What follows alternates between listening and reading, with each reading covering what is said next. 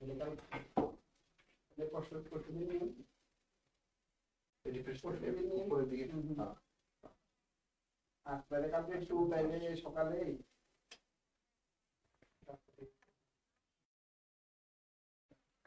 আসসালামু আলাইকুম সবাইকে ক্যারিয়ার ম্যাপের স্টুডিও থেকে আন্তরিক প্রীতি ও শুভেচ্ছা জানিয়ে আজকে আমাদের আসন্ন যে অফিসার ক্যাশ পরীক্ষা, এই পরীক্ষাকে বেস করে আমরা কিছু রিটেন ম্যাথ নিয়ে আসছি আপনাদের জন্য। আপনারা নিশ্চয়ই সিলেবাস অলরেডি পেয়ে গেছেন।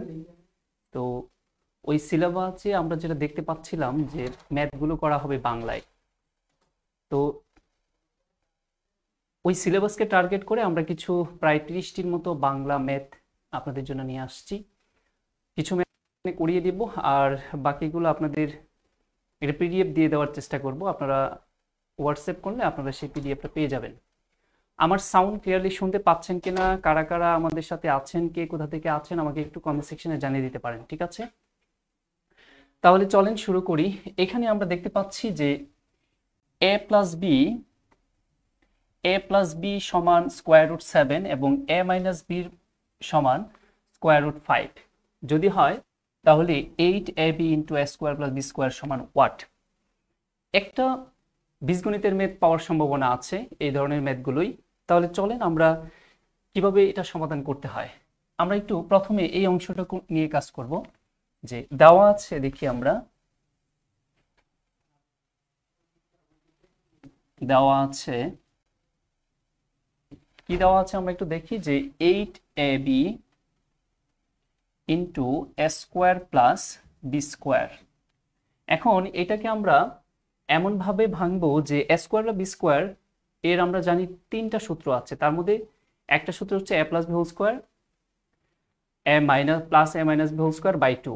তো সেটাকে আমরা আবার এভাবে বলতে পারি 2 into a square plus B square. আর এই 8ab কে ভেঙে আমরা 4ab লিখতে পারি into 2 into a square plus B square.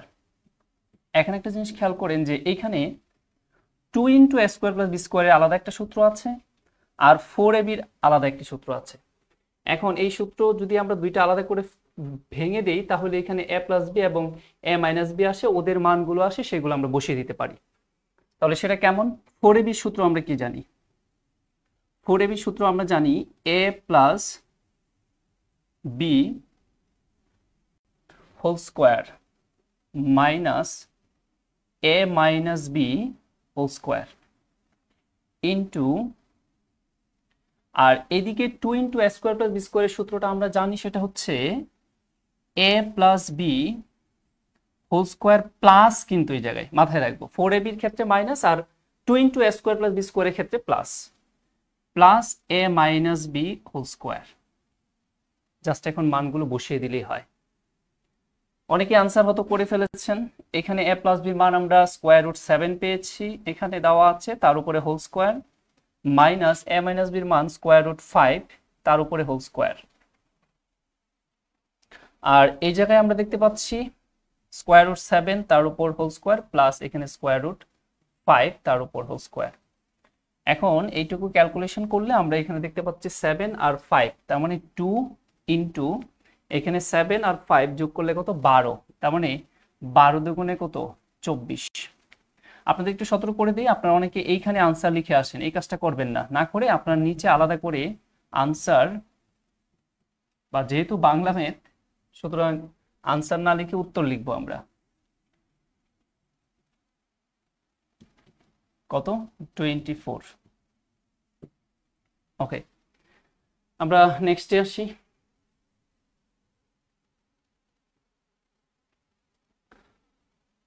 এখানে আমরা দেখতে পাচ্ছি যে এক বিক্রেতা 10টি কলম যে দামে কিনে 8টি কমলা, আসলে কমলা সেই দামে কি করে? বিক্রি করে। এখন তার শতকরা কত লাভ হয়? তার মানে আপনি যে দামে 10টি কমলা কিনেন ঠিক সেই দামে 10টি বিক্রি করেন না, কিন্তু বিক্রি করেন কয়টি? 8টি। তাহলে বোঝাই যাচ্ছে এখানে কি হয়? লাভ হয়। প্রশ্ন হচ্ছে যে শতকরা কত লাভ হয়। তো আমরা এখানে বলতে পারি যে 10টি কমলার দাম জানি না, ধরে নিলাম যে ধরি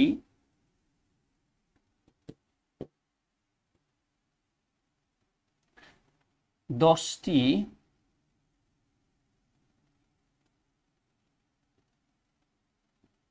কমলার দাম কত টাকা?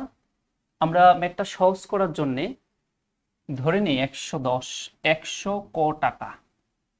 100 না ধরে আমরা তার সাথে একটা ভেরিয়েবল ধরে কাজটা করব। কারণ আপনি যদি 100 ধরেন তাহলে সেটা কিন্তু একটা ফিগার, 100 তো 100, তাহলে জানি, তাই সবসময় একটু ভেরিয়েবল ধরে কাজ করব। এটা আমরা সরি, এটা কি হলো, আবার মুছে গেল। ওকে, তাহলে আবার আমি একটু লিখি। 10টি কমলার ক্রয় মূল্য, খুব ইম্পর্টেন্ট একটা কোয়েশ্চেন কিন্তু এটা পরীক্ষায় আসার জন্য। ক্রয় মূল্য 100 বা 100 ক টাকা। ফাইন। এখন আমাদের একটির দাম কত সেটা বের করতে হবে। অতএব একটি কমলা ক্রয় মূল্য কত, আমরা একটু ডট ডট না দিয়ে পুরো জিনিসটা রিটেনে লেখার চেষ্টা করব। তাহলে আমরা বলতে পারি 100 ক ডিভাইডেড 10। তাহলে এখানে ক্যালকুলেশনের ক্ষেত্রে কাটাকাটিটা করব না, জাস্ট ফিগার যেটা আসে সেটা লিখে দেব। রিটেনে এই জায়গাগুলো আমরা একটু সতর্ক হব। 10 ক টাকা। এখন তারা কিন্তু একটা কথা বলেছিল যে এই 10টি কমলার ক্রয় মূল্য যত, 8টি কমলার বিক্রয় মূল্য ঠিক তত টাকা। তার মানে এখন আমরা বলতে পারি যে 8টি কমলার বিক্রয় মূল্য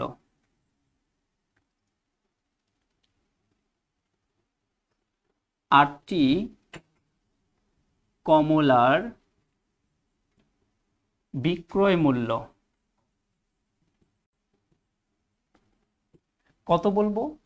ওই যে 10টি কমলার ক্রয় মূল্য যা ঠিক তাই। তার মানে 10টি কমলার ক্রয় মূল্য কত ধরেছিলাম? 100।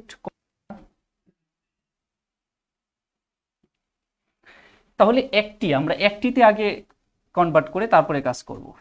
তাহলে একটি কমলার বিক্রয় মূল্য কত টাকা? বারবার বলছি ডট ডট দিবেন না। আরেকটা কথা আমি বারবার সতর্ক করি, 100 লিখবেন না। 100 যদি লিখেন, যদি সাথে ভেরিয়েবল না দেন, অন্তত 100 অংশ কথাটা লিখতে হবে। শুধু 100 লেখাটা আসলে ঠিক না। তাহলে এখানে 100 ক টাকা ডিভাইডেড কত? 8। তো 4 দিয়ে কাটলে এখানে 4 25-এ 100 আর 4 দুগুণে 8, এত টাকা। তাহলে আমরা যেটা করব যে তাহলে লাভটা কত? লাভ বিক্রয় মূল্য মাইনাস ক্রয় মূল্য। তাহলে একটি জিনিসের বিক্রয় মূল্য কত টাকা ছিল? এই একটি কমলার বিক্রয় মূল্য 25 ক বাই 2 ছিল এবং একটি কমলার ক্রয় মূল্য কত ছিল? 100 ক টাকা ছিল। তাহলে আমরা বিক্রয় মূল্য হলো কত? 25 ক, আর একটির ক্রয় মূল্য আমরা কত পেয়েছিলাম? একটির ক্রয় মূল্য আমরা এখানে 10 ক বা 10 ক পেয়েছিলাম। তাহলে এখন আমরা সেটাই বসিয়ে দেই, মাইনাস কত? 10 ক টাকা। এটা একটু সমাধান করি। 2 যদি লসাগু নেই তাহলে এখানে 25 ক মাইনাস 10 দুগুণে 20 ক। তো আমরা বিয়োগ করলে 5 ক ডিভাইডেড 2। এটা হচ্ছে আমাদের লাভ। কিন্তু তারা আমাদের কাছে জানতে চেয়েছিল কি? জানতে চেয়েছিল হচ্ছে শতকরা লাভের হার কত, তার মানে পার্সেন্টেজ জানতে চেয়েছিল। অতএব শতকরা লাভ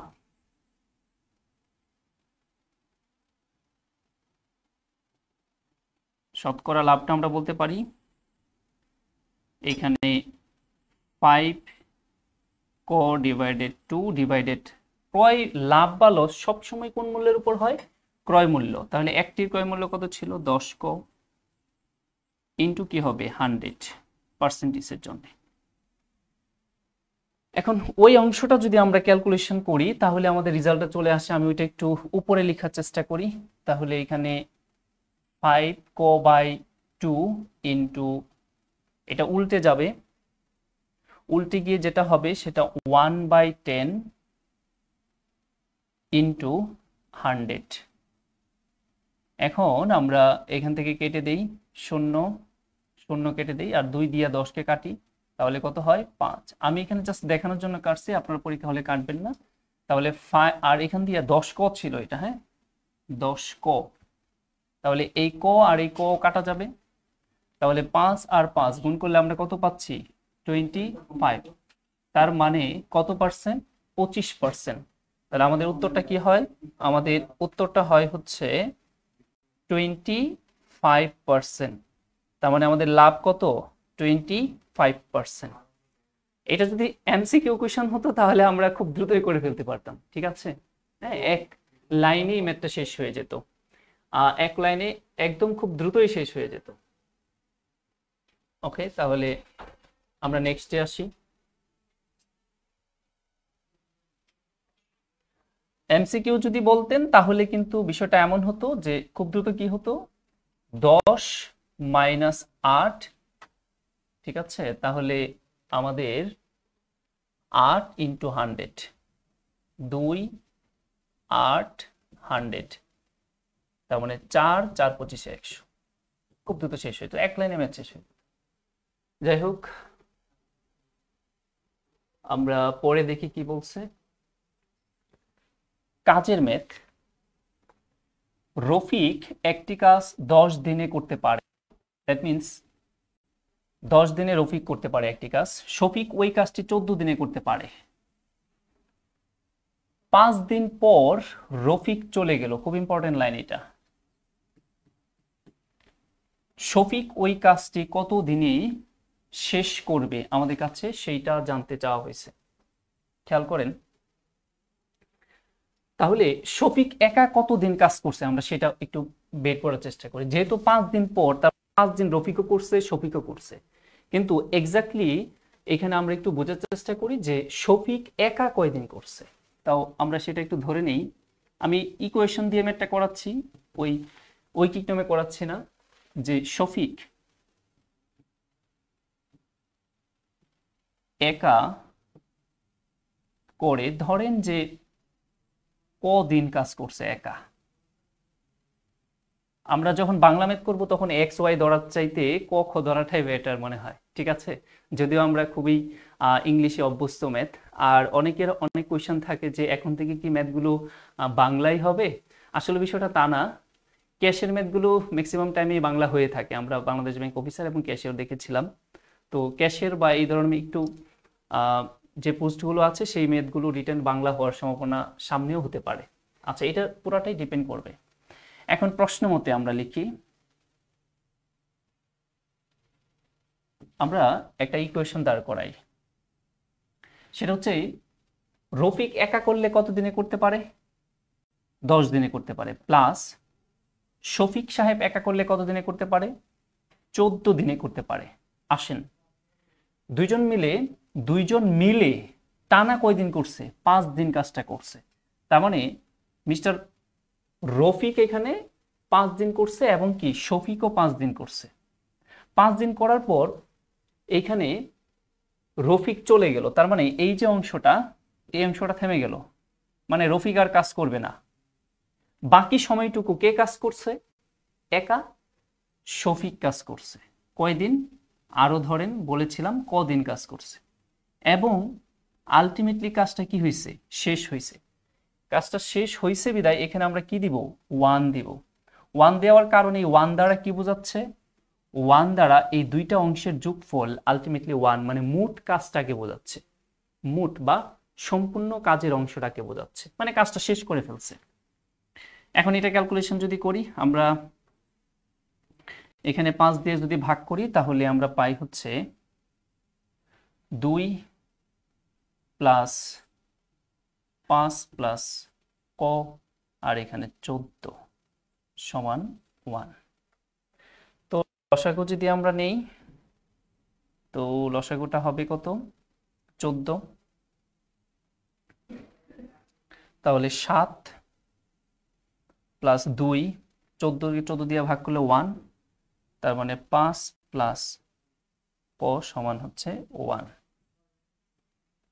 তো আমরা এখানে সমাধান করলে যেটা পাচ্ছি সেটা হচ্ছে ক প্লাস কত 7 প্লাস 12,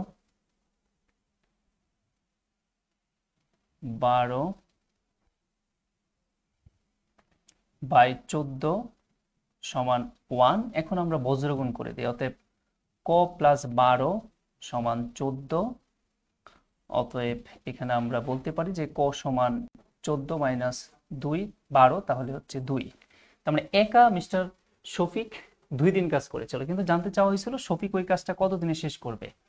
তাহলে শফিক কিন্তু আসলে কতদিন কাজ করছে এটা খুব ইম্পর্টেন্ট। এই যে 5 প্লাস ক এতদিন শফিক কাজ করেছে, তাহলে শফিক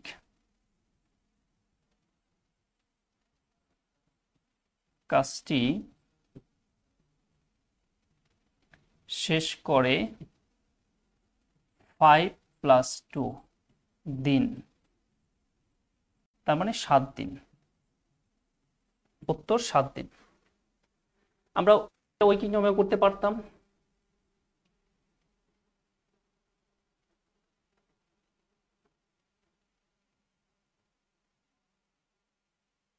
ওকে, নেক্সটে আসে দেখি কি বলছে। 2 দিন 7 দিন দীপা, ঠিক আছে। এখানে দেখেন একটি সমবাহু ত্রিভুজের দৈর্ঘ্য 60 সেন্টিমিটার, এর ক্ষেত্রফল 1200 বর্গ সেন্টিমিটার হলে এর সমান সমান বাহুর দৈর্ঘ্য কত আমাদের কাছে সেটা জানতে চাওয়া হয়েছে। তার মানে তারা যেটা বলছে সেটা হচ্ছে একটি সমদ্বিবাহু ত্রিভুজ। দ্যাট মিন্স সাপোজ এই হচ্ছে একটা সমদ্বিবাহু ত্রিভুজ, যে ত্রিভুজটির দুইটা বাহু পরস্পর সমান সেটাকে আমরা বলছি সমদ্বিবাহু ত্রিভুজ, যার এই দুইটা বাহু পরস্পর সমান।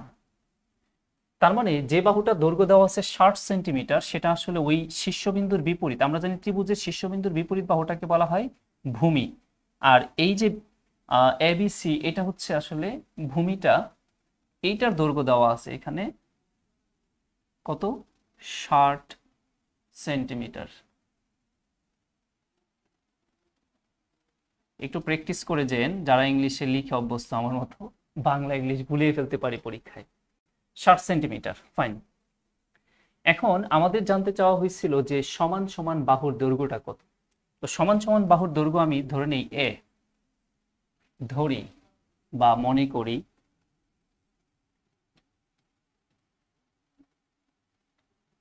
সমান বাহুর দৈর্ঘ্য এ সেন্টিমিটার।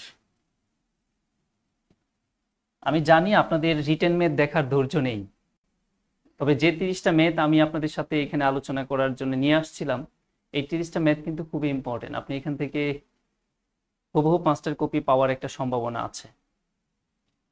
এখন সমবাহু ত্রিভুজের কি দেওয়া আছে দেখেন তো। দেওয়া আছে ক্ষেত্রফল, কত দেওয়া আছে 1200 বর্গ সেন্টিমিটার, এবং ভূমির দৈর্ঘ্যটা দেওয়া আছে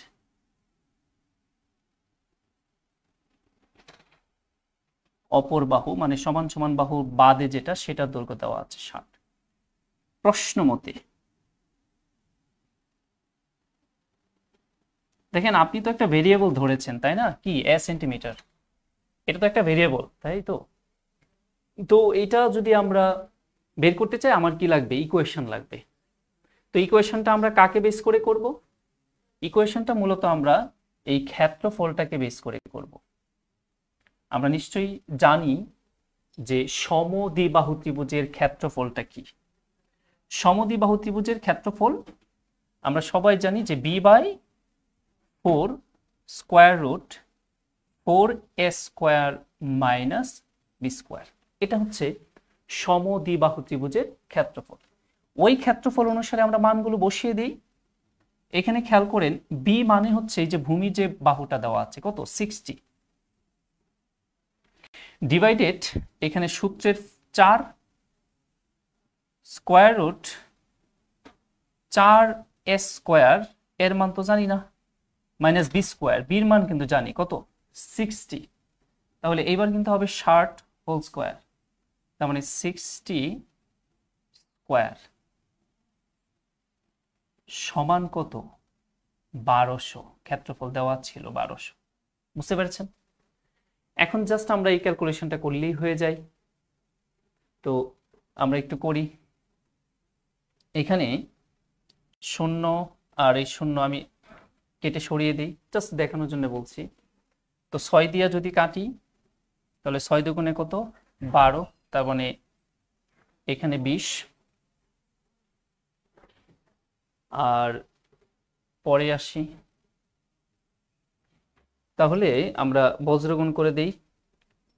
এখানে √4 মাইনাস 636 লিখতে পারি আমরা এখানে,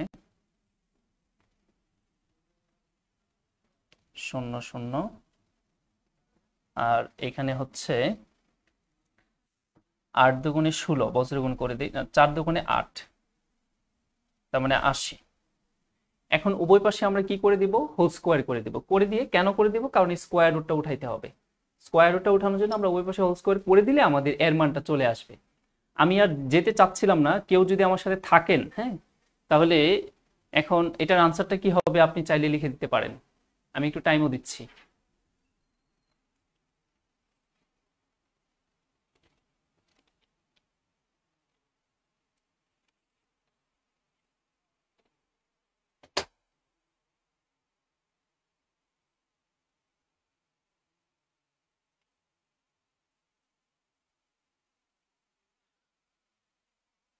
জায়গা যেহেতু নেই, আমি একটু চিত্রটা মুছে দিই যদি পুরো ম্যাথটা শেষ করতে চাই।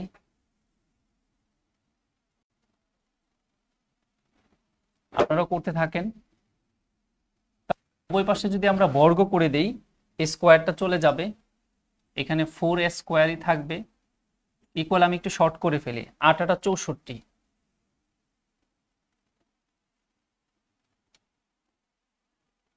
64 সাথে 0 হবে, 2টা 0, আর এখানে 36 গিয়া যোগ হবে, এখানে 2টা 0, তার মানে 4 স্কোয়ার সমান 8। ঠিক আছে, এখন এটাকে যদি আমরা 8 দিয়ে ভাগ দেই, তার মানে স্কোয়ার সমান 8 25, 4 25, 4 দিয়ে ভাগ দিলে 4 25 100, তার মানে বর্গমূল করলে এখানে 5, আর এটা হচ্ছে কত? 0। তার মানে আমরা পেয়ে গেলাম বাহুর দৈর্ঘ্য কত? 50 সেন্টিমিটার। অতএব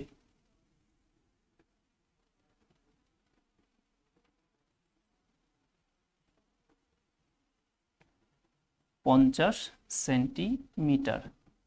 তাহলে আনসারটা 50 সেন্টিমিটার। আলাদা করে নিচে আনসার লিখে দেবেন। অনেকে আনসার করেছেন দেখি, 50 বলেছেন, সাইমাউল হক বলেছেন 50, তারপরে সরকার বলেছেন 50। রাইট, আসেন তাহলে আমরা একটু পরে যাই। 26 দেখি কি বলছে। একটি শ্রেণীর বেঞ্চে, প্রতি বেঞ্চে 4 জন করে ছাত্র বসলে 3টি বেঞ্চ খালি থাকে। ফাইন। তারপরে বলতেছে যে আবার প্রতি বেঞ্চে 3 জন করে ছাত্র বসালে 6 জন ছাত্র দাঁড়িয়ে থাকে। শ্রেণীর ছাত্র সংখ্যা কত আমাদের কাছে সেইটা জানতে চাওয়া হয়েছে। তো আমরা এটা দুইটা ইকুয়েশন দিয়ে করতে পারি ম্যাথটা। আমরা ছাত্র সংখ্যা ডিরেক্ট ধরে করতে পারি, অথবা আমরা এখানে বেঞ্চ ধরেও করতে পারি। তবে বেঞ্চ ধরে করলে হয় কি, আপনার আলটিমেটলি এটা আবার আরেকটা কাজ করতে হয়। তার চেয়ে বরং আমরা যদি ছাত্র ধরে করি তাহলেই হয়। ধরেন যে ধরি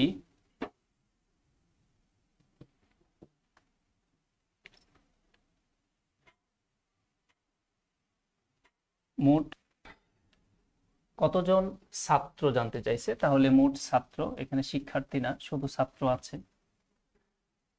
ধরেন যে মোট ছাত্র কজন। ঠিক আছে, আমি একটু বুঝিয়ে নিই। ধরেন কোনো কারণে বললাম যে মোট ছাত্র যদি 100 জন হয়, প্রতি বেঞ্চে যদি আপনি 4 জন করে বসান, তাহলে 4 দিয়ে ভাগ দিলে যেটা পাইলেন 4 25 100, এই 25 কি রিপ্রেজেন্ট করছে এটা যদি বুঝেন তাহলে ইকুয়েশনে বোঝা সহজ হবে। বলছি ধরেন যে কোনো ক্লাসে 100 জন স্টুডেন্ট আছে, 100 জন স্টুডেন্টকে আপনি প্রতি বেঞ্চে যদি 4 জন করে বসান, তাহলে 100 কে 4 দিয়ে ভাগ করলে এই যে 25 পেয়েছেন, এটা কি বোঝাচ্ছে? এটা বোঝাচ্ছে বেঞ্চ সংখ্যা। তাহলে আমরা বেঞ্চের সংখ্যা এর সমীকরণ দাঁড় করাবো প্রশ্ন মতে।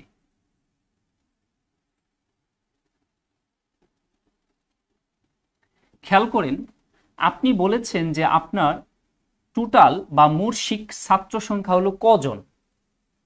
তাহলে আপনি প্রতি বেঞ্চে যদি 4 জন করে ছাত্র বসান, তাহলে ক কে 4 দিয়ে ভাগ করলে যেটা ভাগফল পাচ্ছেন সেটা হচ্ছে মোট বেঞ্চের সংখ্যা। ওই যে এটা 100 জন ছাত্র যদি হয়, প্রতি বেঞ্চে যদি 4 জন করে বসান, 100 কে 4 দিয়ে ভাগ করলে যেটা পান সেটা বেঞ্চের সংখ্যা না? তাহলে এই বেঞ্চের সংখ্যা পরবর্তী ঘটনার ক্ষেত্রে তো টোটাল বেঞ্চ তো সেমই আছে। পরে কি বলছে যে প্রতি বেঞ্চে যদি 3 জন করে বসান, তাহলে 6 জন ছাত্র দাঁড়ায়া থাকে। তার মানে মোট, এখন আপনার যে কাজটা করতে হবে, মোট যে ছাত্র আছে, মানে টোটাল বেঞ্চ যদি আপনি সমান করতে চান, তাহলে মোট যে ছাত্র আছে তার থেকে যে 6 জন দাঁড়িয়ে থাকে তাদেরকে বিয়োগ করে দেন। এখন প্রতি বেঞ্চে কয়জন করে বসাচ্ছেন? 3 জন করে বসাচ্ছেন, 3 দিয়ে ভাগ করে দেন। উভয় পক্ষ এখন কি রিপ্রেজেন্ট করছে? বেঞ্চের সংখ্যা রিপ্রেজেন্ট করছে। আমার সমীকরণ হয়ে গেল, পুরো ম্যাথটাই আপনার জন্য খুব ইজি হয়ে গেছে। এখন যদি আমরা ক্যালকুলেশন করি, তাহলে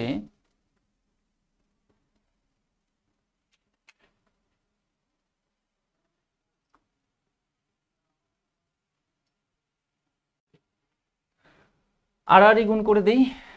আরেকটা জিনিস, গুণ করার ক্ষেত্রে আপনারা এটা একটু মাথায় রাখবেন যে বিয়োগ করলে আবার মাইনাস ফিগার চলে আসে। মাথায় রাখবেন এই পাশে যেটা থাকবে, বাম পাশে যেটা থাকবে, সেটা যাতে সেই ভেরিয়েবলটা যাতে বড় হয়। তাহলে কার সাথে গুণ করলে? 3 দিয়ে 3 কো আর 4 দিয়ে 4 কো। দেখেন যেটা বড় সেটা আগে লিখেন, তাহলে আপনারা ক্যালকুলেশন করতে করতে গিয়ে একসময় মাইনাস আসবে না। তাহলে আমরা 4 দিয়ে যদি এটাকে গুণ করি, আর গুণ করি, তাহলে এখানে 4 কো সমান, তারপরে কি মাইনাস 4 6 কত 24 সমান 3 কো। এখন দেখেন, তাহলে আমাদের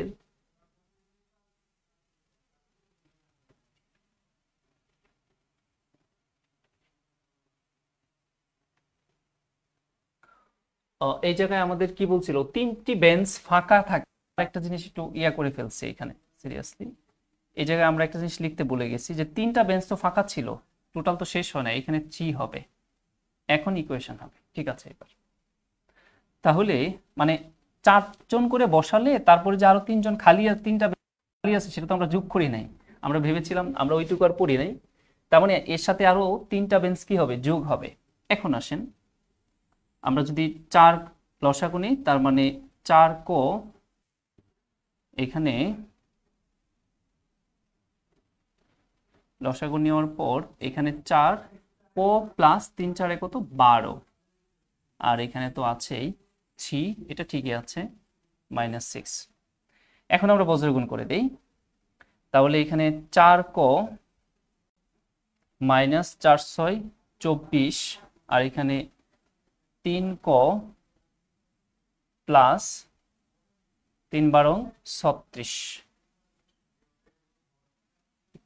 এখন 4 ক 3 ক বিয়োগ করলে 1 শুধু, ক সমান এই 36 এর সাথে 24 যদি আমরা যোগ করে দেই, 4 6 10 এর 0, হাতের 1 3 3 6, তার মানে 60।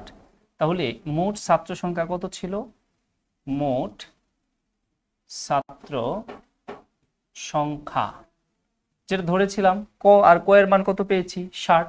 তার মানে কয়জন? 60 জন। অতএব উত্তর 60 জন। দেখেন, আমরা যদি বেঞ্চ না ধরে এভাবে ছাত্র ধরে করি, তাহলে এক টানেই রেজাল্টে চলে আসবে। এখানে আমাদের একটু মিস্টেক হয়ে গিয়েছিল, আমরা জাস্ট এখানে +3, 3টা বেঞ্চ তো খালি থাকে, সেটা তো আমার যোগ করতে হবে, সেটা করা হয়নি। নেক্সট আমরা ঠিক করে নিলাম, সমস্যা নেই। আশা করি বুঝতে পেরেছেন। 60 জন, ওকে, অনেকে আনসার করে ফেলেছেন। সাইমাউল 60 বলেছেন, তারপরে সরকার 60 বলেছেন, ইমন সাহা 60 বলেছেন। Fine, thank you. নেক্সট আছে, এই ধরনের কোয়েশ্চেনগুলো কিন্তু আমাদের জন্য খুব ইম্পর্টেন্ট কোয়েশ্চেন।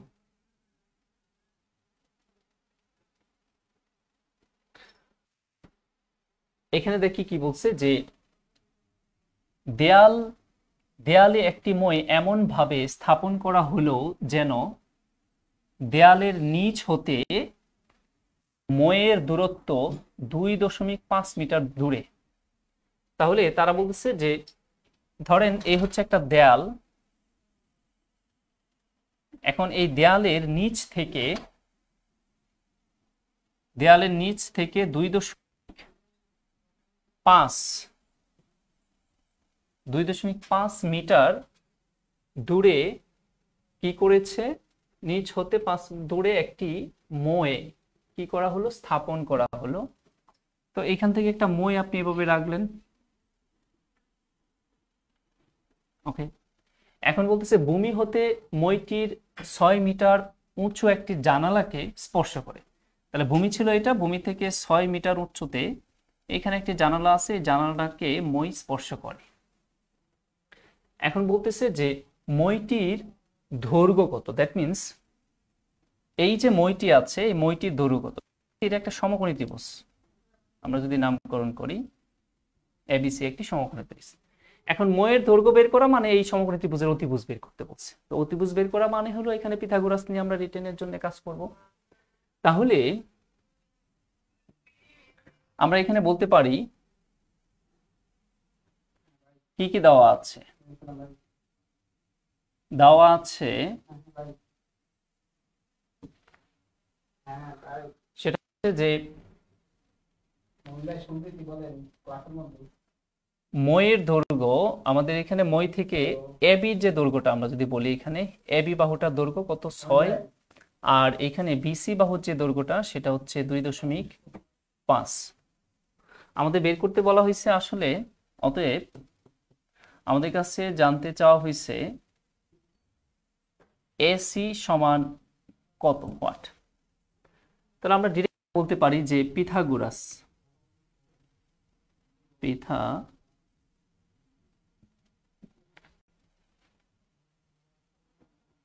পিথাগোরাসের সূত্র অনুযায়ী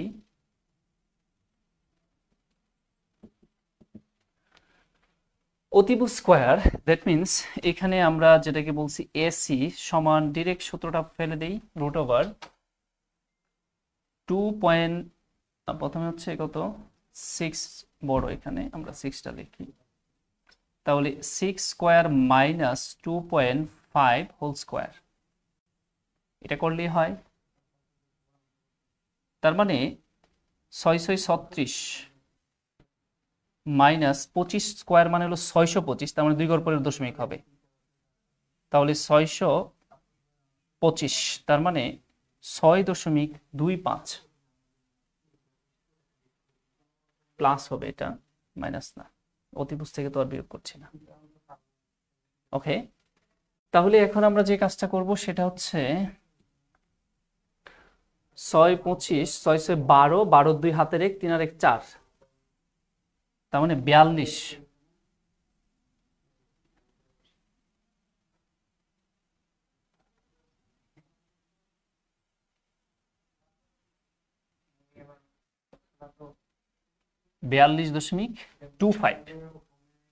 এখন অনেকের হয়তো এটা নিয়ে ঝামেলা হতে পারে যে আসলে এই বর্গমূল কিভাবে নির্ণয় করব, সেটারও আমরা একটা কৌশল অবলম্বন করতে পারি। সেটা হচ্ছে যে এই 42 যদি বলি, তার বর্গমূল তো অবশ্যই 42-এর নিচের যে পূর্ণবর্গ সংখ্যা আছে সেটা চিন্তা করে করবেন, উপরে না। তাহলে 42-এর নিচে পূর্ণবর্গ সংখ্যা কত, 36। 36-এর মূল কত, 36-এর মূল হচ্ছে 6, আর এখানে 25, 25-এর বর্গমূল হচ্ছে কত 5, তার মানে 6.5। ঠিক আছে, এখন এই ম্যাথটা আমরা এমসিকিউর জন্য চোখের পলকেও শেষ করতে পারি। সেটা কেমন করে, আমার যারা রিটেনের ক্লাস বা এমসি জিওমেট্রি ক্লাস করেছেন তারা এই জিনিসটা খুব ভালো করে জানেন। হ্যাঁ, প্লাস হবে, আমি মাইনাস করে ফেলেছিলাম, আলটিমেটলি পরে দেখতে পেলাম যে না, ভুল করেছি। দেখেন, আপনি এটাকে দ্বিগুণ করে দেন, তাহলে এটা হয়ে গেল 5, আর 6 কে দ্বিগুণ করে দেন, এটা হয়ে যাবে কত? 12। তাহলে 5, 12, 13-তে কি হয়? সমকোণী ত্রিভুজ হয়। উভয় পাশটাকে 2 দিয়ে গুণ করেছিলেন, 2 দিয়ে ভাগ করে দেন, তাহলে 13-র অর্ধেক কত হবে? 6.5। আপনার ম্যাথ কিন্তু চোখের পলকেই শেষ, এমসিকিউ। বুঝতে পেরেছেন? ওকে, তারপরে আসি।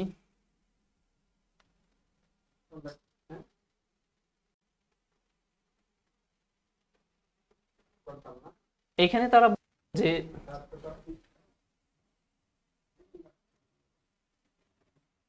একটি ও কেন্দ্র বিশিষ্ট বৃত্তাকার বাগানের ব্যাসার্ধ 8 ফুট। সাপোজ এই হচ্ছে ধরেন একটি ও কেন্দ্র বিশিষ্ট বৃত্ত, যার রেডিয়াস হচ্ছে কত, মানে ব্যাসার্ধ হচ্ছে কত? 8 ফুট। এখন তারা বলছে যে বাগানটির চারপাশে 3 ফুট প্রস্থের একটি রাস্তা আছে। তাহলে বাগানটির চারপাশে এই যে চারপাশ, এই চারপাশে এই যে রাস্তাটা আছে, এই রাস্তাটার প্রশস্ত 3 ফুট, এটা বলছে তারা। তার মানে ধরেন যে এই যে রাস্তাটা, সেটা 3 ফুট, চতুর্দিক দিয়ে 3 ফুট, এটা ঠিক আছে, সব দিক দিয়ে 3 ফুট। এখন একটা জিনিস চিন্তা করতে পারি আমরা, যে আমাদের কাছে জানতে চাওয়া হয়েছে কি আসলে রাস্তাটির ক্ষেত্রফল কত। তার মানে রাস্তার ক্ষেত্রফল মানে হচ্ছে এই যে অংশটুকু আছে, এই অংশটুকুর ক্ষেত্রফল কত, ঠিক আছে। তার মানে রাস্তা সহ বাগানের ক্ষেত্রফল থেকে রাস্তা বাদে বাগানের ক্ষেত্রফল যদি আমরা বিয়োগ করি, তাহলে এই যে চতুর্দিকে যে রাস্তাটা আছে তার ক্ষেত্রফল বের হয়ে আসবে। এই ধরনের ম্যাথগুলো কিন্তু একটা রিটেনের, এই ম্যাথটা কিন্তু খুব ইম্পর্টেন্ট পরীক্ষার জন্য। তাহলে আমরা যে কাজটা করতে পারি সেটা হচ্ছে যে দেওয়া আছে কি আগে একটু দেখি।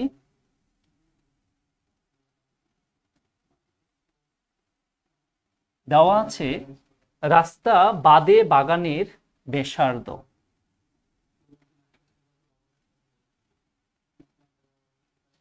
রাস্তা বাদে বাগানের ব্যাসার্ধ সেটা হচ্ছে 8। তাহলে রাস্তা সহ, রাস্তা সহ, আমি একটু ডট ডট দিয়ে লিখছি, আপনারা ডট ডট দিবেন না মোটেও। আমরা রাস্তা সহ বাগানের যে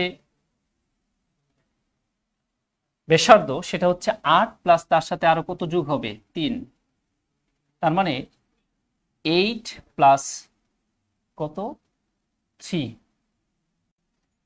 প্রশ্নে যেহেতু ইংলিশ আছে, আমরা তাই ইংলিশ লিখছি। হ্যাঁ, প্রশ্ন যদি বাংলা থাকতো তাহলে বাংলা লিখতাম, এটা একটু মাথায় রাখবেন, ভালো হয় আর কি তা করলে।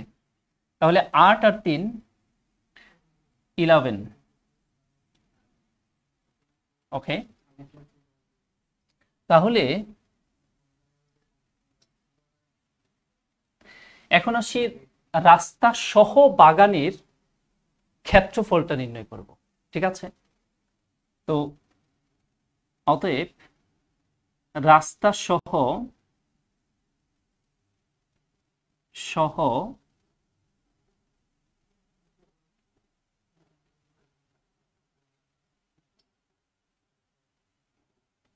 বাগানের ক্ষেত্রফল।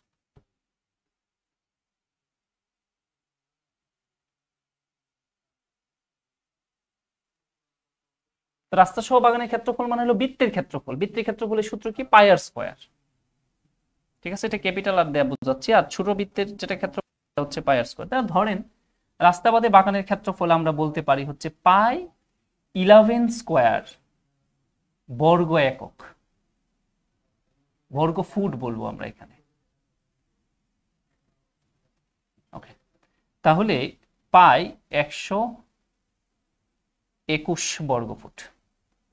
এখন আমরা যে কাজটা করব সেটা হচ্ছে রাস্তা বাদে বাগানের ক্ষেত্রফল 8, মানে পাই 8 স্কয়ার, 8 64 পাই। ফাইন। অতএব আমরা যেটা বলবো সেটা হচ্ছে রাস্তার ক্ষেত্রফল রাস্তার ক্ষেত্রফল, রাস্তার ক্ষেত্রফল তাহলে কি হবে, রাস্তার সহবাগানের ক্ষেত্রফল থেকে, দ্যাট মিন্স পাই 121 থেকে আমরা বিয়োগ করে দিব 64 পাই। তাহলে আমরা আমাদের কাঙ্ক্ষিত উত্তর যেটা পাচ্ছি সেটাই হচ্ছে কি, বাগানের ক্ষেত্রফল, সরি রাস্তার ক্ষেত্রফল আমাদের কাছে সেটাই জানতে চাওয়া হয়েছিল। তাহলে রাস্তার ক্ষেত্রফল কত হবে দেখি, কারা কারা আনসার করেছেন। স্যার অফিসার কেস এক্সাম এ বাংলা ম্যাথ দেয়, দেয় আবার ওয়ার্ড চিহ্ন দিছেন কেন ভাই? আর তারা তো আপনার কিভাবে কোয়েশ্চেন করবে সেই সিলেবাসটা অলরেডি পাবলিশ করে দেওয়া হয়েছে, আর তাই তো আমরা বাংলা ম্যাথ করাচ্ছি, বুঝতে পেরেছেন? ওকে, ঠিক আছে, তাহলে আমরা নেক্সটে আসি।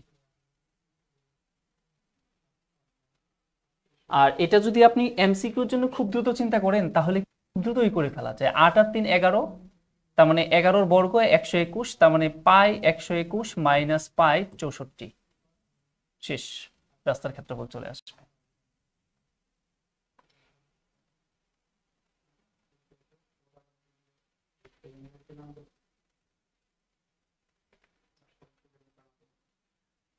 ভগ্নাংশের ম্যাথ থাকার সম্ভাবনা খুবই বেশি। চলেন দেখি এখানে কি বলছে, যে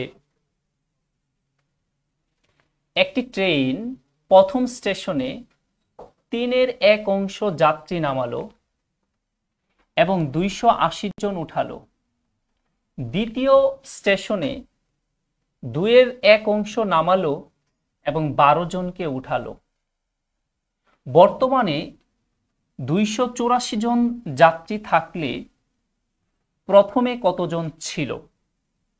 এখন আপনি খুব স্বাভাবিকভাবে চিন্তা করতে পারেন যে ধরে নেই প্রথমে ছিল এক সংখ্যক যাত্রী, ইত্যাদি ইত্যাদি, কোনো সমস্যা নেই, ম্যাথ হবে। কিন্তু আপনার জন্য একটু কষ্ট হতে পারে ক্যালকুলেশনে, এক্স ধরে করলে ম্যাথটা ফ্র্যাকশনে আগাইতে থাকবে, তখন আপনার এই পরীক্ষার হলে এই ফ্র্যাকশনের যোগ বিয়োগ করতে কিন্তু সবারই কিছুটা ব্যাক পেতে হয়। দ্যাটস ওয়াই আপনি একটা টেকনিক অবলম্বন করবেন। সেটা কেমন হতে পারে, যে ভগ্নাংশগুলো আছে তাদের যে হর তার লসাগু, এই লসাগুটাকে আপনি টোটাল নাম্বার অফ যাত্রী ধরবেন, মানে মোট যাত্রীর সংখ্যা ধরবেন। মানে এর নিচে আর যাত্রী হওয়ার সম্ভাবনা নেই, এর উপরে হতে পারে, তবে তার লসাগুর গুণিতক ভাবে হবে। তা আমরা সর্বনিম্নটা ধরে যদি করি তাহলে তো আমার সমস্যা নেই। আমি নিশ্চয়ই আপনাদের বুঝাইতে পেরেছি যে প্রথমে কি ভগ্নাংশ আছে, 3/1, তারপরে ভগ্নাংশটা কি আছে, 2/1। আপনি যে কাজটা করবেন, তারা জানতে চাইছিল কি যে প্রথমে কতজন ছিল, তার মানে প্রথমে কতজন যাত্রী ছিল সেটা হচ্ছে 3 আর 6, 3 আর 2 এর লসাগু, মানে ভগ্নাংশগুলোর হরের লসাগু নেবেন। তাহলে 3 আর 6 এর লসাগু সমান হচ্ছে কত, 3 দুগুণে 6।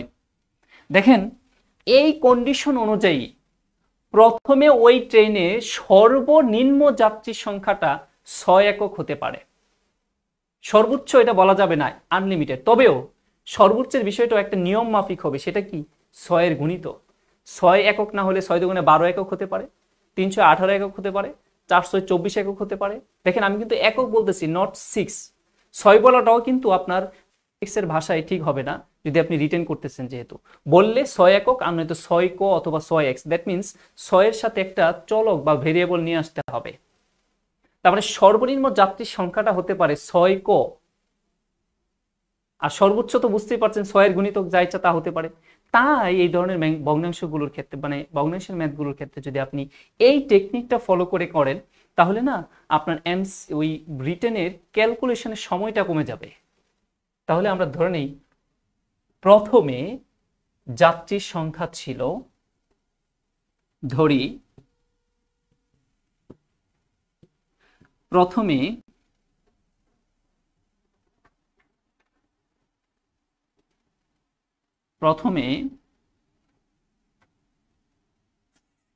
যাত্রীর সংখ্যা ছিল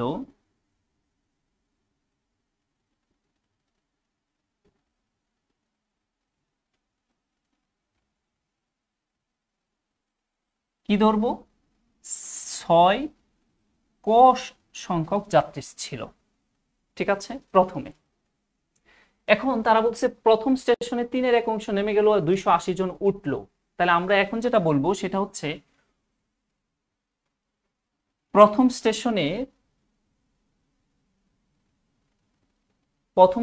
স্টেশন ছাড়ার পর যাত্রী সংখ্যা, প্রথম স্টেশন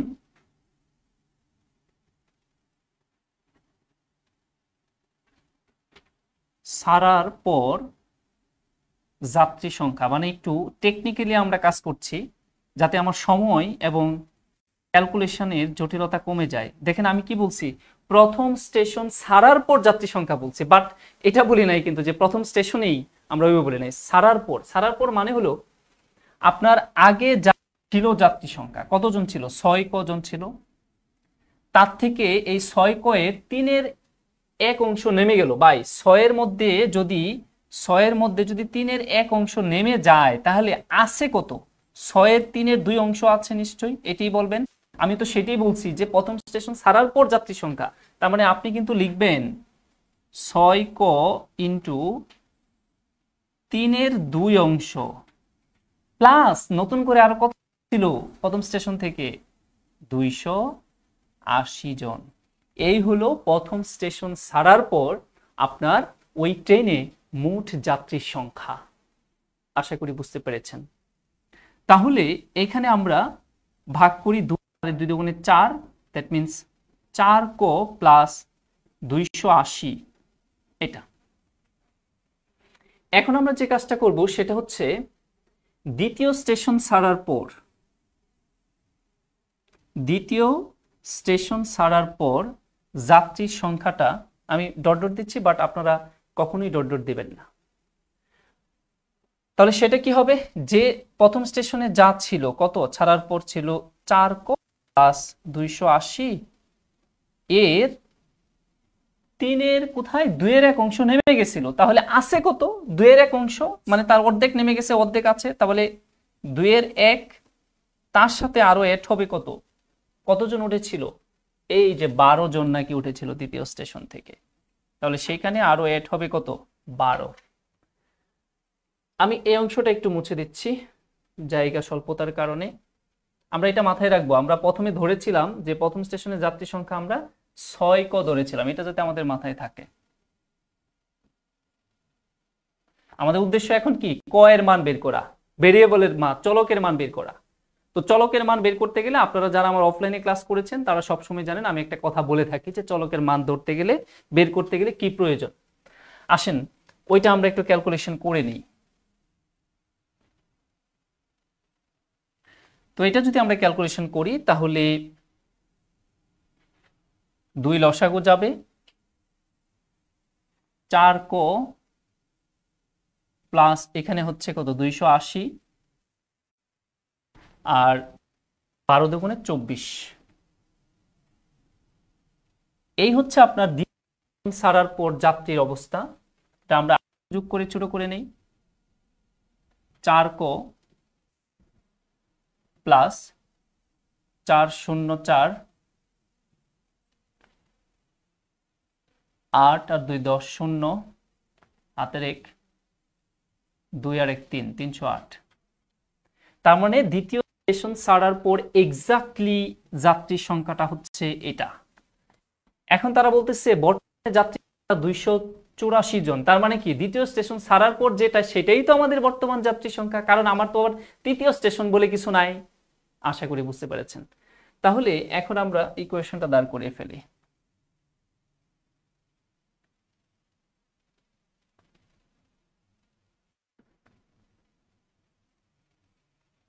তাহলে প্রশ্ন মতে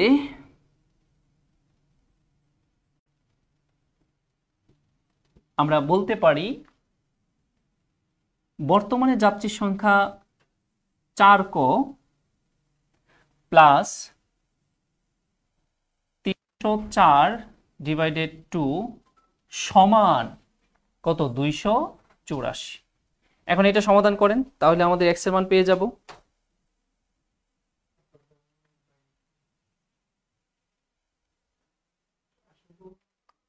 একটু দেখি কারা কারা আছেন।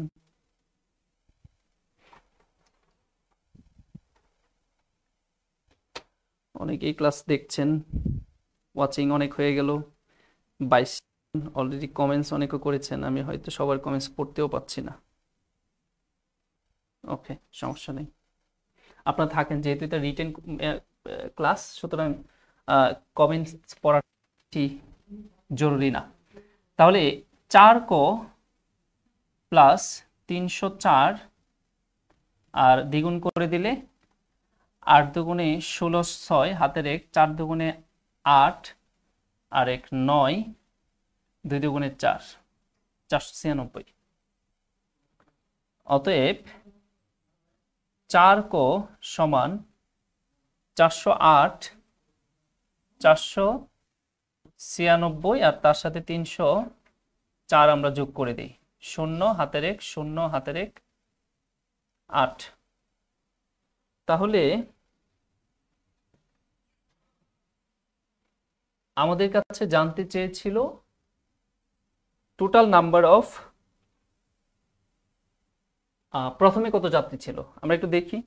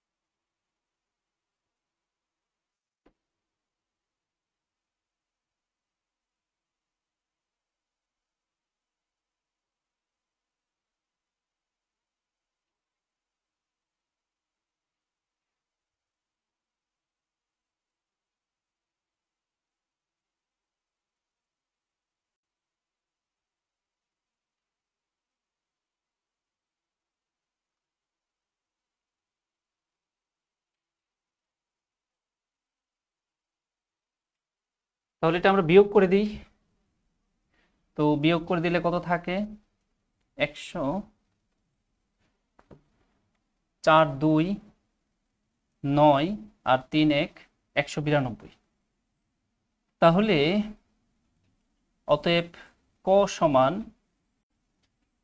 192, 4 দিয়ে ভাগ করে দেই। তাহলে 4 4 16, তাহলে 16 হলে 32, 4 8 32, তার মানে 68 কোয়ার মান পেয়ে গেলাম। অতএব আমাদের প্রথমে যাত্রী সংখ্যা কত ছিল? প্রথমে আমরা বলে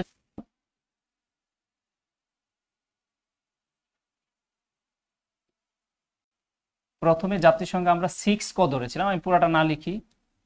আর এখানে কত পেয়ে গেলাম? 68। 6টা 48 এর 8, 6 6 36 আর 8, তার মানে 288।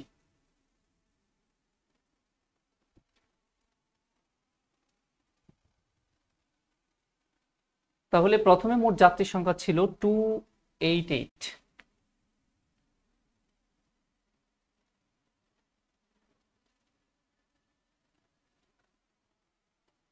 অনুপাতের কোশ্চেন দেখতে পাচ্ছি। স্যার 304 বিয়োগ করতে হবে। হ্যাঁ, আমি যোগ করে ফেলছিলাম, বিয়োগ করতে হবে। Thank you.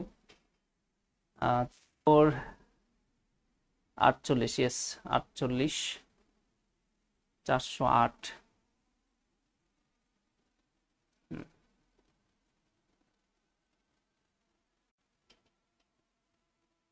আচ্ছা,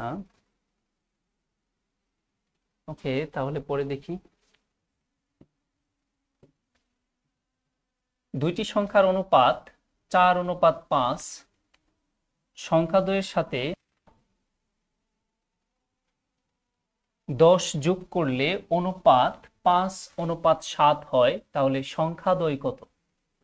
ম্যাথ সহজ, তবে এই ধরনের ম্যাথগুলো পরীক্ষা আসে। তাহলে যদি অনুপাত থাকে তাহলে আমরা যেভাবে কাজ করব, ধরে নেই প্রথম সংখ্যা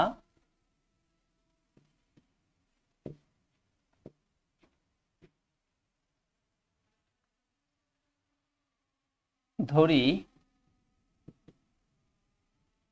প্রথম সংখ্যা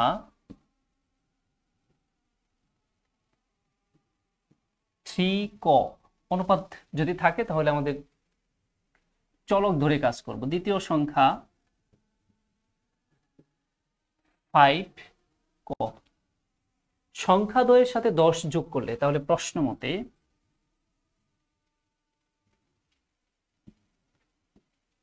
সংখ্যা দ্বয়ের সাথে 10 যোগ করলে, তার মানে 3 ক এর সাথেও আমরা 10 যোগ করব আর 5 ক ওর সাথেও আমরা 10 যোগ করব।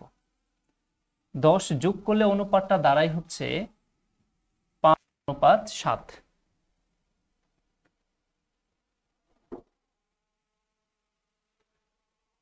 ওকে, সামিউল হক 288 জন, ঠিক আছে, আগের কোশ্চেন।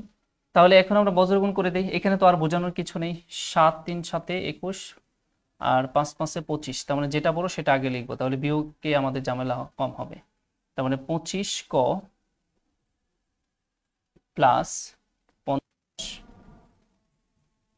3 7 21 ক প্লাস 70। বাকিটুকু আর আমি না বলি, আপনারা খুব দ্রুত করে নিন, এটা খুব সহজ একটা কোয়েশ্চেন ছিল। নেক্সট স্টেপ পরে দেখি কি বলছে।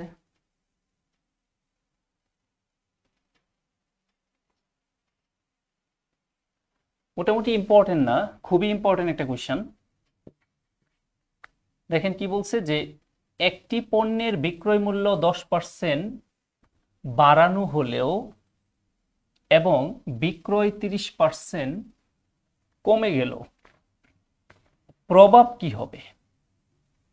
তাহলে বিক্রয় মূল্য 10% কমে গেছে, তারপরে বিক্রয়ের পরিমাণ 10% বিক্রয় মূল্য কি হলো, বাড়ানো হলো, এতে করে বিক্রয়ের পরিমাণ 30% কমে গেল, তাহলে আলটিমেটলি প্রভাবটা কি হয়েছে সেটা জানতে চাওয়া হয়েছে। দেখেন বিক্রয় মূল্য তো আমি জানি না, সেটাও ধরে নেব, এবং বিক্রয়ের পরিমাণ কয়টা পণ্য বিক্রি করেছেন সেটাও আপনি জানেন না, ধরে নেবেন। এখন কেউ যদি বলেন একটা বিক্রয় মূল্য ক ধরে নেব আর বিক্রয়ের পরিমাণ খ ধরে নেব এক্স্যাক্টলি, তাহলে ম্যাথটা হবে কিন্তু একটু জটিল হয়ে যাবে, যেহেতু পার্সেন্টেজ আছে, তখন আবার দশমিকে বা ফ্র্যাকশনে ম্যাথটা আগাতে থাকবে। তো দশমিক বা ফ্র্যাকশন এই বিষয়গুলো এড়ানোর জন্য যে কাজটা আমরা করতে পারি, 15-25 বলেছেন, থ্যাংক ইউ 15-25, সেটা হচ্ছে পার্সেন্ট যদি থাকে তাহলে আমরা 100 ধরে, তাহলে সুবিধা হবে। 0-20টা আসলেও সমস্যা নেই, হ্যাঁ, সব জায়গায় যদি সমান সমান 0 আসে এতে কোনো সমস্যা নেই। তাহলে ধরেন যে আমরা ধরে নিই প্রথমে বিক্রয় মূল্য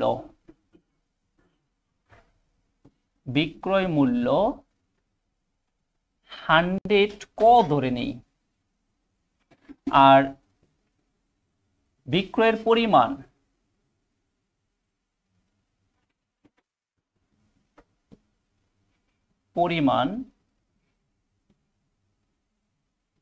সেটা ধরে নেন যে 100 খ, হ্যাঁ, আরেকটা ভেরিয়েবল ধরে নেন। তার মানে পরিমাণটা হলো আপনি 101 খ প্রোডাক্ট বিক্রি করছেন, দাম তাহলে কত, 100 ক টাকা, তাহলে বিক্রয় মূল্য কত?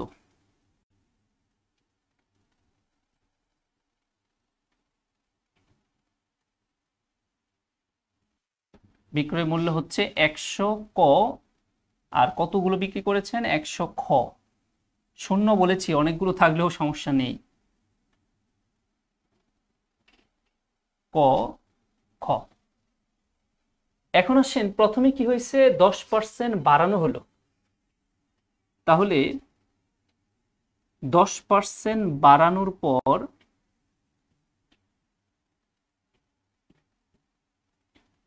নতুন বিক্রয় মূল্য,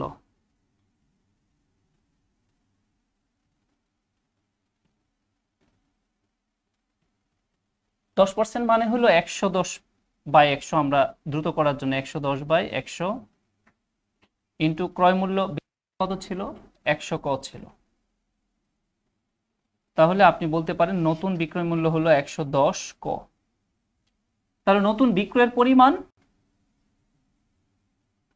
এপাশে লিখি নতুন বিক্রয়ের পরিমাণ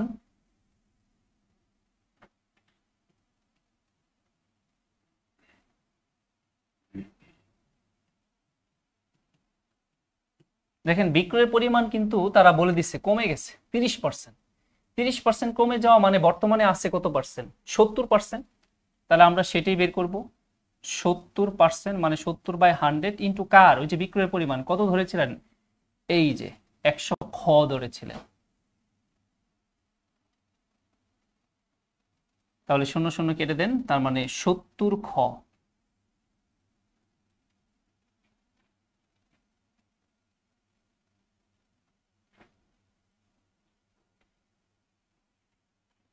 আচ্ছা,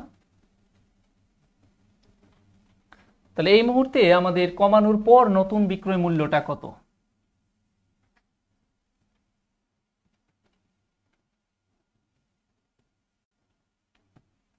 দেখেন বিক্রয় মূল্য দাম বেড়ে গেছে কত, 110 ক ইন্টু বিক্রয়ের পরিমাণ কত, 70 খ। ঠিক আছে, তাহলে 77,000 ক খ, এটা হচ্ছে আমাদের বিক্রয় মূল্য। তাহলে প্রভাবটা একটু দেখি, প্রভাবটা খেয়াল করেন। পূর্বে বিক্রয় মূল্য ছিল এত টাকা, আর বর্তমানে বিক্রয় মূল্য হচ্ছে এত টাকা, তার মানে হ্রাস পেয়েছে। তাহলে কত টাকা হ্রাস পায়?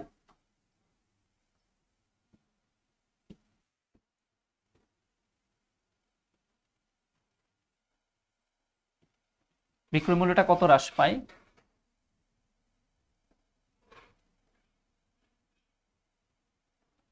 ক খ মাইনাস ক খ,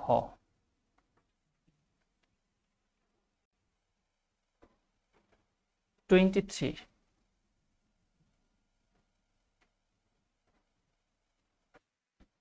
এই যে এত টাকা হ্রাস পেয়েছে, এটাকে এখন পার্সেন্টেজে নিতে বলছে।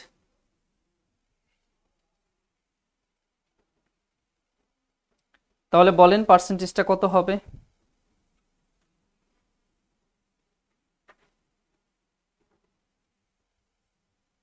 তাহলে নির্ণয় প্রভাব, তারা যে প্রভাবটা জানতে চাইছিল, আমি একটু এদিকে মুছে দিয়ে লিখি।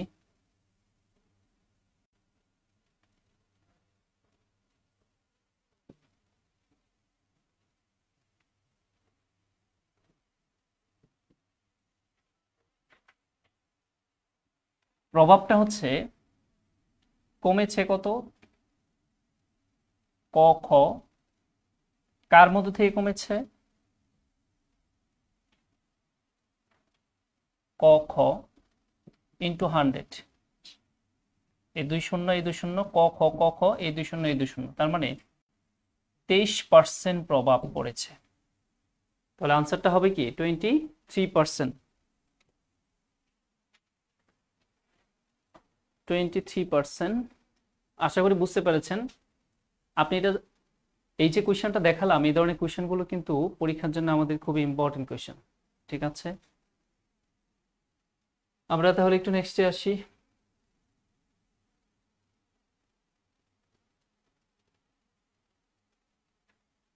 এই কোয়েশ্চেনটা ইম্পর্টেন্ট, যে তারা এখানে বলছে যে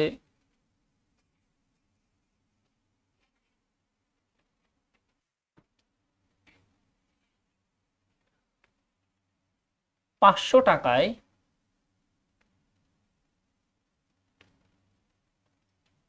500 টাকায় একটি শার্ট বিক্রয় করে কিছু ক্ষতি হয়, শার্টটি 700 টাকায় বিক্রয় করা হলে যা ক্ষতি হয়েছিল তার 3 গুণ লাভ হতো। শার্টটির ক্রয় মূল্য কত? আমাদের কাছে সেটা জানতে চাইছে। এই যে এত গুণ লাভ হতো, এত বা এত সমান লাভ হতো, এই যে কোয়েশ্চেনটা, এটা এমসিকিউ রিটেন উভয়ের ক্ষেত্রে খুব ইম্পর্টেন্ট একটা কোয়েশ্চেন। তাহলে চলেন আমরা একটু দেখি কিভাবে করব। আমরা ডিরেক্ট ক্রয় মূল্যটাই ধরে নেই, ধরি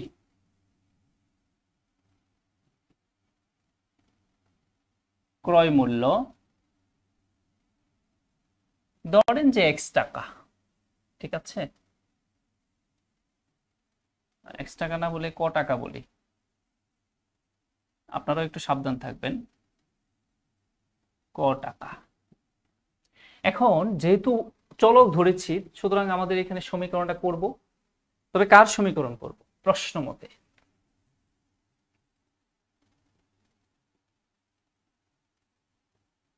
খেয়াল করেন তারা বলছে যে 500 টাকায় একটি সার যদি বিক্রয় করেন তাহলে কিছু ক্ষতি হয়। তাহলে ক্ষতি আমরা বের করি কিভাবে? ক্রয় মূল্য মাইনাস বিক্রয় মূল্য, এটা। এখন এই সারটা 700 টাকায় বিক্রি করলে এই যে ক্ষতিটা হয়েছে, এই ক্ষতির 3 গুণ লাভ হয়। তাহলে লাভ কিভাবে বের করি? বিক্রয় মূল্য মাইনাস ক্রয় মূল্য, এই তো লাভ। এখন এই পাশে আপনার এই পাশ থেকে কত গুণ বেশি আছে এটা একটু ভাই বুঝতে হবে। এই পাশটা থেকে ওই পাশে কত গুণ বেশি আছে, খেয়াল করেন 3 গুণ বেশি আছে। খুব ইম্পর্টেন্ট জিনিস। এখন উভয় পাশটাকে যদি আপনি সমান করতে চান তাহলে যে পাশে কম আছে সে পাশে এখানে 3 গুণ করে দেন। এখন উভয় পাশ পরস্পর কি হয়ে যাবে? সমান হয়ে যাবে। এখন যদি প্রশ্নে 3 গুণ না বলে দ্বিগুণ বলতো, 4 গুণ বলতো, 5 গুণ বলতো, তাহলে গুণটা আপনি কোন পাশে করতেন সেটা মাথায় রাখবেন। বুঝতে পেরেছেন? যে পাশটা কম সেই পাশটা আমরা গুণ করে দেব, তাহলে উভয় পাশটা সমান হয়ে যাবে। ওকে, তাহলে আমরা গুণটা করে দেই এখন। 3 ক মাইনাস 3 পাশে 15 আর 700 মাইনাস ক, তাহলে মাইনাস ক এখানে হয়ে যাবে কত? 4 ক, আর 700 আর এখানে কত? 1500। 7 আর 15 22।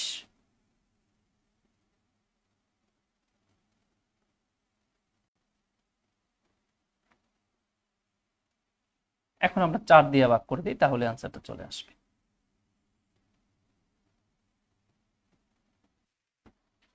তাহলে বলেন ক্রয় মূল্যটা কত? দেখেন খুব দ্রুত কিন্তু হয়ে গেল।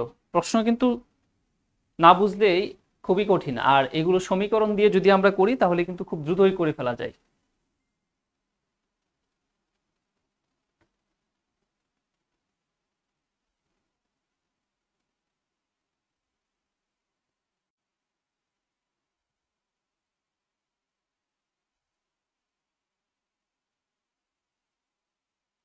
তাহলে কত আসে? 4 5 20,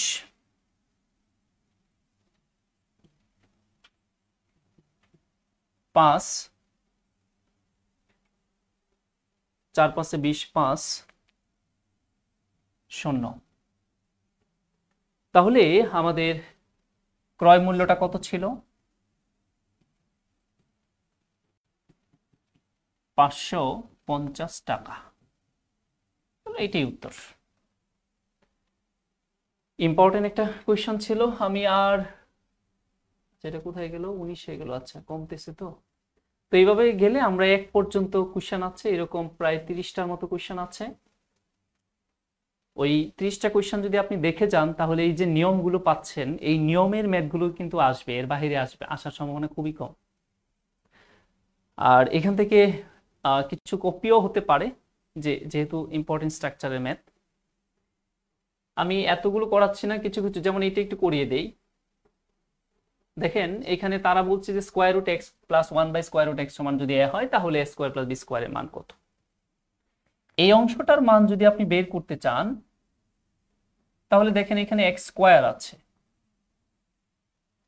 আর এখানে স্কোয়ার রুট আছে। তার মানে আপনার এই স্কোয়ার রুটটাকে কনভার্ট করে এক্স স্কোয়ার করে ফেলতে হবে এগুলো। সেটা কিভাবে সম্ভব? তাহলে প্রথমে তো আগে স্কোয়ার রুটটা উঠাবেন। স্কোয়ার রুট উঠাবেন কিভাবে? প্রথমে একবার বড় করবেন, এক্স হয়ে যাবে। এখন আপনার তো স্কোয়ার লাগে, তারপরে তার মানে আবার বড় করবেন। তার মানে বুঝতেই পারছেন প্রসেসটা আপনার কিভাবে সামনে আগাতে হবে। সেটা হচ্ছে যে আমরা পরপর বর্গ করে আগাবো। খেয়াল করি, দেওয়া আছে থেকে আমরা শুরু করব ম্যাথটা।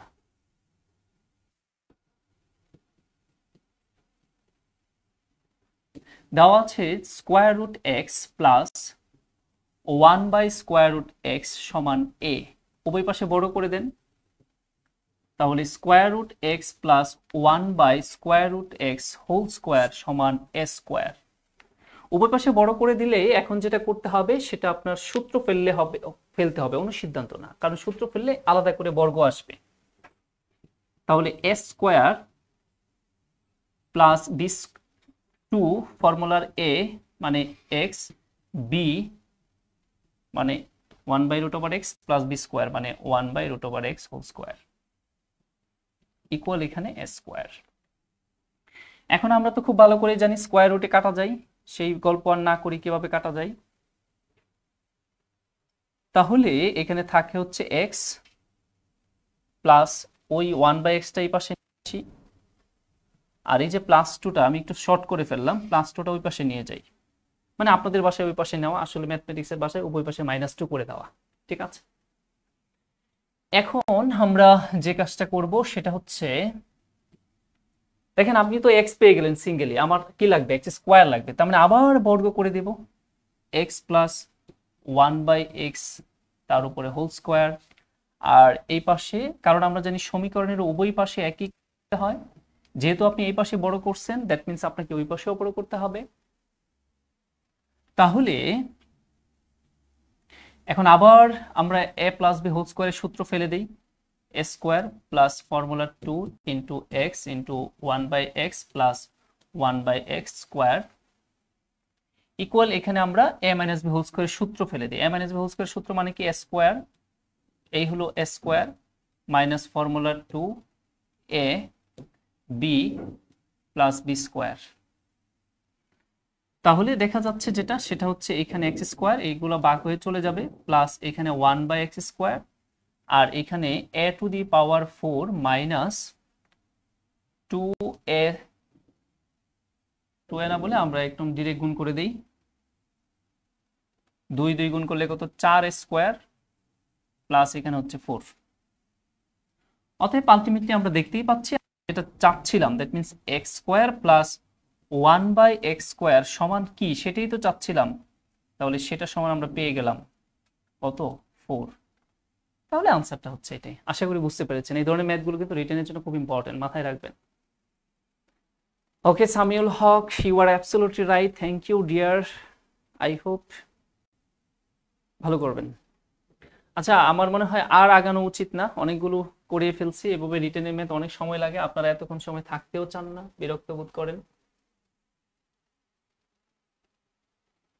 তো দেখেন কি বলছে, যে এগুলোও খুব দূরত্বের ম্যাথ ইম্পর্টেন্ট, যে এক ব্যক্তি যে বেগে হাঁটে তার 3 গুণ বেগে দৌড়ায়। এখন বলতেছে লোকটি একটি নির্দিষ্ট দূরত্ব দৌড়ে অতিক্রম করে এবং ফিরে আসার সময় হেঁটে ফিরে আসে। বাহ, সুন্দর ম্যাথ। এতে সে মোট 2 ঘন্টা সময় নেয়। সে যদি ঘন্টায় 9 মাইল বেগে দৌড়ায় তবে সে কত দূর অতিক্রম করেছিল সেইটা জানতে চাওয়া হয়েছে। এখন তারা বলে দিচ্ছে যে ওই ব্যক্তি হাঁটে তার 3 গুণ বেশি বেগে দৌড়ায়, তাহলে ঘন্টায় সে 9 মাইল বেগে যদি দৌড়ায় তাহলে হাঁটে 3 মাইল বেগে, একটা নির্দিষ্ট সময় দূরত্ব যায়, সেই দূরত্বটুকু কত সেটা আমরা জানি না, সেটা আমরা ধরে নিতে পারি যে সে কত দূর অতিক্রম করেছিল। যদি সে 9 ঘন্টা মাইল বেগে দৌড়ায় তবে সে কত দূর অতিক্রম করেছিল। দেখেন দুইটা ঘটনার একটা জিনিস সেম, সেটা আপনার জানতে হবে। আচ্ছা, লাস্টে 2 হবে, লাস্টে 2 হবে কেন, কোনটা লাস্টে কি এমন ছিল না, a to the power whole square minus 2a b plus B square, এটাই তো ছিল, মানে a square minus 2 whole square ছিল না, তো লাস্টে তো 4 হওয়ার কথা না, a to the power 4 minus, এটা হওয়ার কথা না। আপনি কি বলেছেন বুঝতে পারি নাই।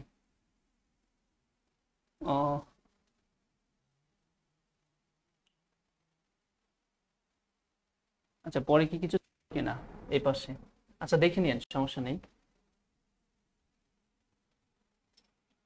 এখন আমরা যেটা বলছিলাম 9 মাইল বেগে দৌড়ায়, তাহলে সে কতটুকু দূরত্ব অতিক্রম করে, ধরি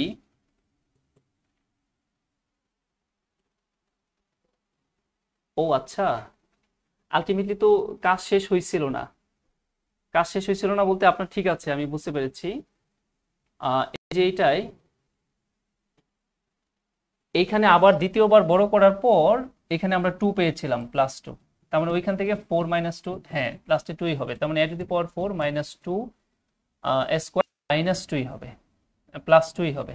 ঠিক আছে, বুঝতে পেরেছি আপনার কথা। মানে আমি আলটিমেটলি ক্যালকুলেশন শেষ করি নাই, এট লাস্ট 2 হবে, হ্যাঁ 2 হবে, রাইট। Okay, thank you. আর যেখানে ছিলাম, দূরত্বটা, তাহলে দূরত্বটা ধরে নেই, তাড়াহুড়া করতে গিয়ে এমন হচ্ছে। ধরে নেই যে দূরত্ব, আমি একটু শর্ট করে ফেলি। দূরত্ব ধরেন যে কত, এক্স মাইল বা ক মাইল। এখন আমরা প্রশ্ন মতো ইকুয়েশন দাঁড় করাই। ইকুয়েশনটা কার হবে, যাওয়ার সময় সে যতদূর গেছে, যাওয়ার সময় সে দৌড়ায় গেছে 9 মাইল/আওয়ার বেগে, আসার সময় সেই দূরই আসছে, সেই দূরত্বটুকুই আসছে, কিন্তু তার কি, তার অর্ধেক গতিতে আসছে, 3/1 গতিতে আসছে, তাই না? 3 গুণ যেহেতু, তার মানে 3/অর্ধেক, তার মানে 3 দিয়ে ভাগ করলে 3×3 = 9। আসার সময় ছিল তার কত, 3। তার মানে আসা এবং যাওয়া তার মোট সময়টা কত, সময়ের সূত্র মানে টাইমের সূত্র আমরা কি জানি, ডিস্টেন্স বাই স্পিড। তো গিয়েছিল, ডিস্টেন্স মানে কত, ক মাইল, গিয়েছিল দৌড়িয়ে কত, 9 মাইল বেগ স্পিড।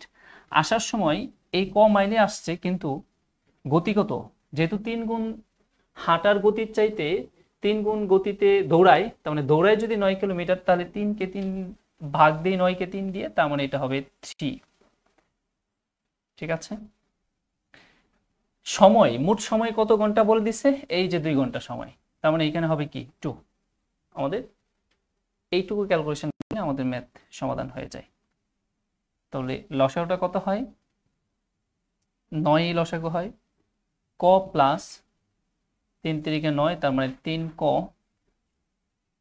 আর এখানে কত 2, তার মানে 3 ক আর 4,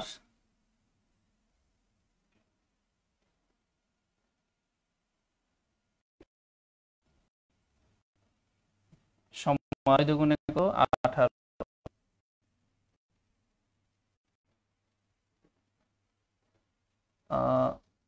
আমাদের জানতে চাওয়া হয়েছিল, তাহলে ক সমান 18/4ই হওয়ার কথা।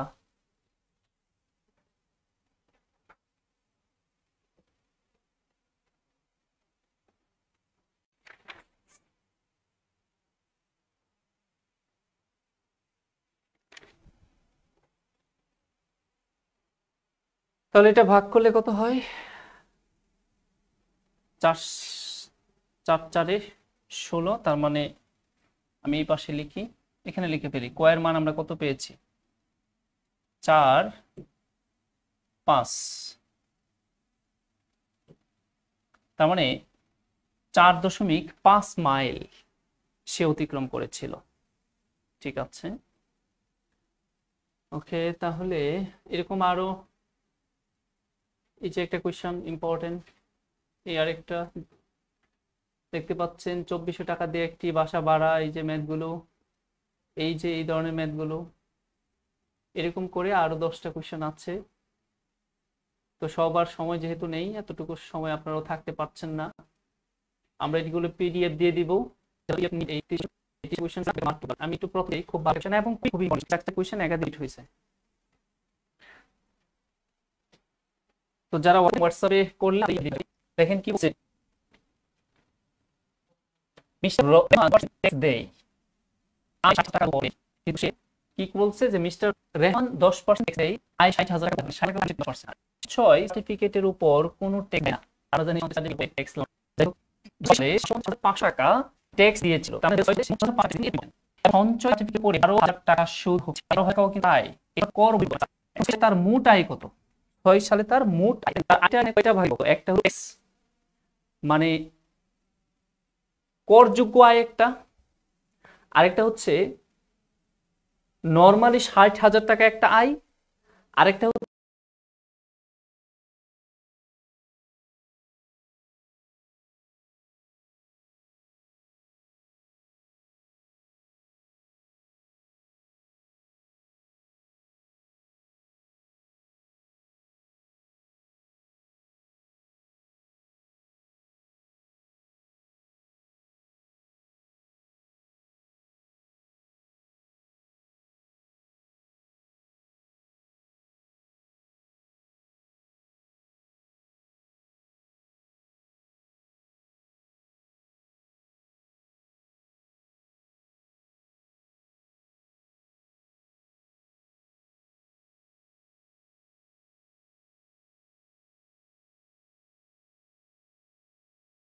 হচ্ছে সার্টিফিকেট, সেভিং সার্টিফিকেটের সুদ 12,000 টাকা। তার মোট 3টা ক্যাটাগরির আয় হয়েছে 2006 সালে।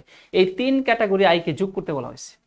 তাহলে এর মধ্যে 2 ক্যাটাগরির আয় আপনি ডিরেক্ট বলতে পারেন কত, 60,000 প্লাস 12,000, এই দুইটা আপনি জানেন। কিন্তু এই যে খুব ইম্পর্টেন্ট কথা, 7,500 টাকা যে ট্যাক্স দিয়েছে, এই ট্যাক্সের আয়টা কত ছিল? কারণ 60,000 উপরে কোনো ট্যাক্স দিতে হয় না, আবার এই সেভিং সার্টিফিকেটের সুদ 12,000, তার উপরেও কোনো সুদ দিতে হয় না। এই দুইটা তো আছেই 6 সালের আয়, আর তার 2006 সালে আরো একটা আয় আছে, যে আয়ের উপরে সে 7,500 টাকা সুদ দিয়েছিল, মানে ট্যাক্স দিয়েছিল 10% হারে।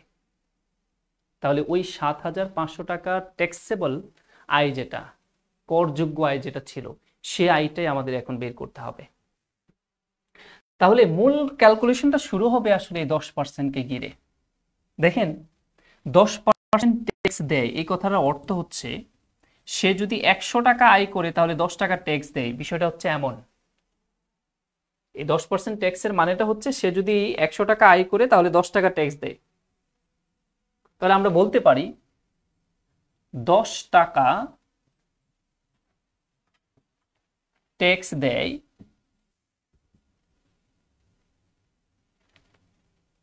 যখন আয়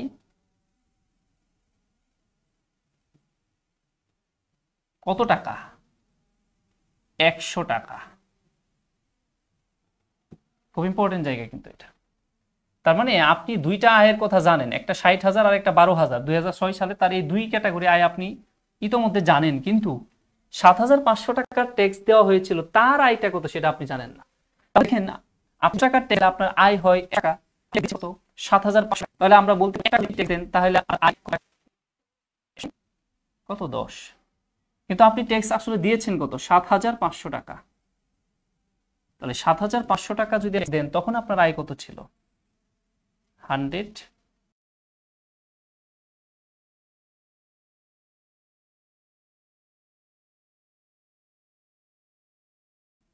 10 ইন্টু 7,500। তাহলে আমরা একটু কেটে ছোট করে দেই, 7,500 সাথে আরো শূন্য, তখন 75,000 টাকা। দেখেন, আপনার ট্যাক্সেবল আয়ও আপনি পেয়ে গেলেন। তাহলে মোট আয় কত, 2006 সালে আপনার মোট আয় 2006 সালে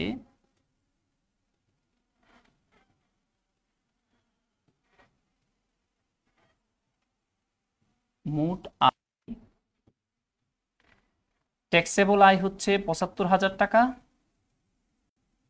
প্লাস 60,000 টাকা ট্যাক্স ছাড়া আয়, প্লাস সেভিং সার্টিফিকেট থেকে আরো 12,000 টাকা আয়, যেটার উপর কোনো ট্যাক্সই দিতে হয় না। তো সবগুলা যোগ করে দিলেই আমাদের আয়ের পরিমাণটা কত সেটা বের হয়ে আসে। আশা করি বুঝতে পেরেছেন, খুবই ইম্পর্টেন্ট একটা কোশ্চেন কিন্তু। হ্যাঁ,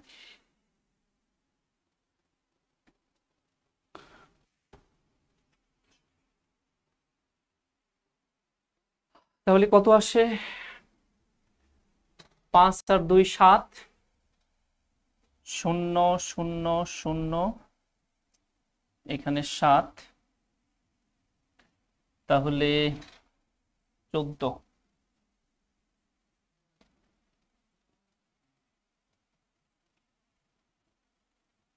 1,47,000 টাকা। এই টাকাটা কি, 2006 সালের মোট আয়। এই ক্যাটাগরির ম্যাথ খুব ইম্পর্টেন্ট, আপনার এখানে জাস্ট ফিগারগুলো চেঞ্জ করে দিবে, এটা একটু মাথায় রাখবো।